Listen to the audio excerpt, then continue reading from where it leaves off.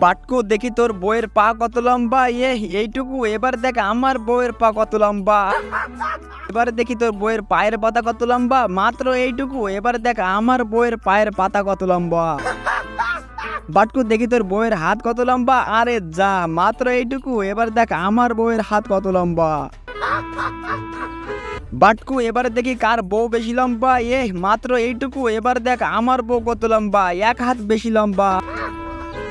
জান দাঁড়াও, এবার দেখো চিকনা আর ওর বউকে কিভাবে ফাঁসিয়ে দে। এই চিকনা ফিতা এইদিকে দে। বন্ধুরা, এবার বাটকু চিকনার বউকে কিভাবে হারালো সেটি দেখার আগে একটি প্রশ্নের উত্তর দিন।